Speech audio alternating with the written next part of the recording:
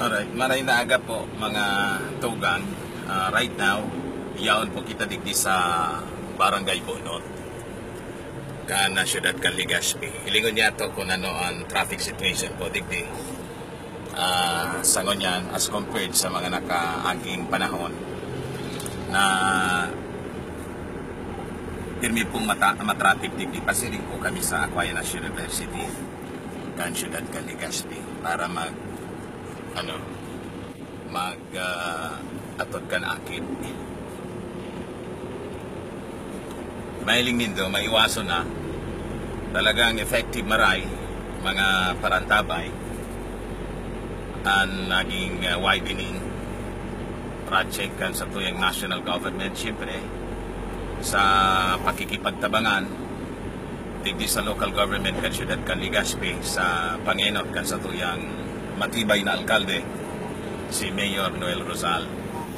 Nailing man po nindo digdi dati sa may Nuestra Señora de Salvacion Funeral Home, masyadong matraffic digdi. Iabot kami digdi kan panahon mga 20 minutes, lalo digdi sa junction pasiring sa Bicol Memorial Park. Pero sa ngunyan magayon na yan, iniso Yawa Bridge, pinahiwas. Tinutukan man ini ni Mayor Noel Rosal aning ma-fast track so completion kan project. So nailing po nindo magayon na po, bagong pinturado po siya. Di sinururata naman po kan mga parabandal yan, so mga anti-government protest. Nasa tangod na kita kan DPWH Regional Office, tangod kan Aquinas University. Grabe giting traffic kan panahon. So right now, mailing po nindo, kung may stop man po kita, may macros lang na mga estudyantes kan Aquinas University. Yeah, mga pirang seconds lang siya. Di nga 15 seconds. Diretso girarayan flow kan traffic digit po sa mismong atubang kan Aquinas University.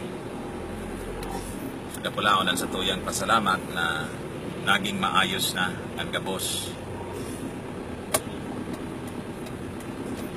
So paliliko na kami pasisiring sa main gate kan Aquinas University.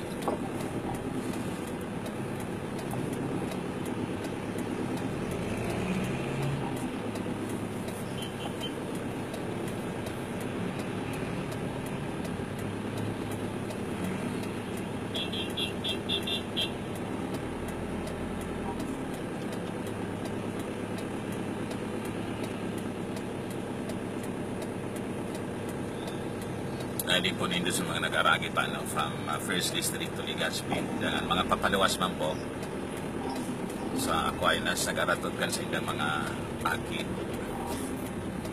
You see, hindi nga 5 seconds haros.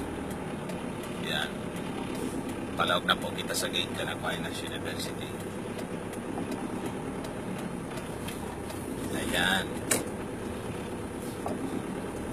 So, maluwang na maluwang ang tinampo sa kod sa nakaabot kita dito sa compound mismo kan Aquinas University.